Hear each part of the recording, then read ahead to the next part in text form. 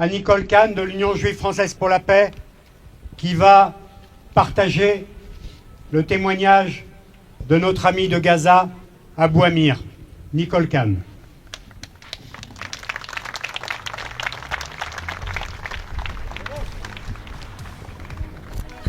Abou Amir est le représentant à Gaza de l'UJFP. Nous travaillons avec lui depuis de nombreuses années et nous continuons à alimenter une cagnotte que nous arrivons à faire passer où ils arrivent à acheter des tentes, à faire des réunions psychologiques pour aider les gens, à faire de l'enseignement, etc.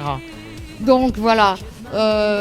Tous les jours, ils nous envoient des informations très précises, mais aujourd'hui, c'est un espèce de cri qui nous envoie plus général. Dans la bande de Gaza, la guerre ne se mesure pas uniquement par le nombre de morts ou par le vacarme des avions de chasse dans le ciel, mais parce qu'elle détruit dans les détails du quotidien, forçant les gens à retourner à des époques qu'ils croyaient révolues à jamais.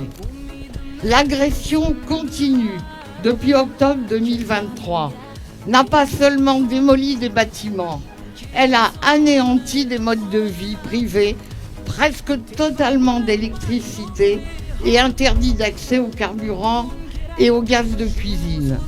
Les habitants se retrouvent assiégés non seulement par les bombes, mais aussi par l'obscurité et la faim.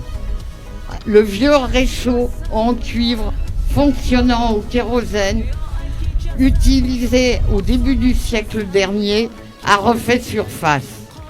Également, le canoun, un récipient en métal où on allume le feu pour cuisiner, a également refait surface. Ainsi, beaucoup préparent désormais eux-mêmes leur pain sur un feu de bois ou de plastique. Préparer un repas est devenu un défi qui prend des heures. Quant à l'éclairage, il est devenu un luxe incontournable et inaccessible. Les batteries sont toutes épuisées. Les lampes solaires sont inutilisables parce qu'elles sont cassées et il n'y a rien pour les réparer. Les gens se tournent de nouveau vers la lanterne de verre traditionnellement remplie de kérosène et allumée avec une mèche et produisant une lumière faible, à peine suffisante pour voir autour. La politique israélienne, fondée sur le blocus, la famine et la destruction systématique, cherche à rendre la vie sur place insupportable. Quand la nourriture et les médicaments sont interdits, que les maisons sont détruites, l'électricité et l'eau coupée, les passages fermés et que les cadavres restent sous les décombres, le message israélien est clair. Partez, cette terre n'est plus vivable. C'est une stratégie d'exode. Vider Gaza de ses habitants. Un déplacement forcé à grande échelle destiné à régler la question palestinienne à la racine. Ainsi, la guerre ne se joue pas seulement dans le ciel, mais dans chaque foyer, dans chaque marmite posée sur un feu. Gaza est une ville contrainte de vivre dans le passé, continue néanmoins à écrire avec son sang la fin des chapitres de son histoire.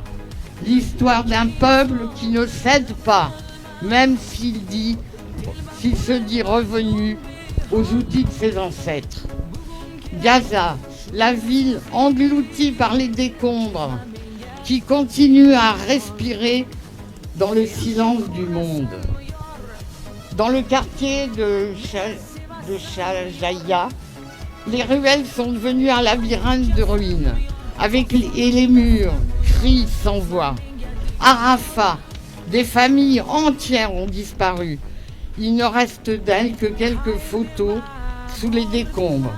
À Bethlaya, des enfants sortent pieds nus de dessous les tentes pour inspecter des ruelles qui sont devenues des cimetières.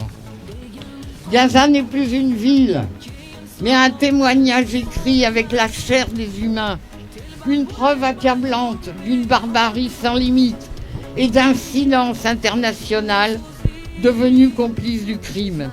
Et au cœur de cette destruction, une question résonne dans chaque ruelle détruite, sur la bouche de chaque mère ayant perdu ses enfants. Jusqu'à quand ce tas de ruines couvrira-t-il la vérité? Gaza ne demande ni pitié ni justice. Elle accuse le monde entier. Et lui, clairement, comme vous venez, lorsque vous vous taisez face au génocide, vous en devenez complice.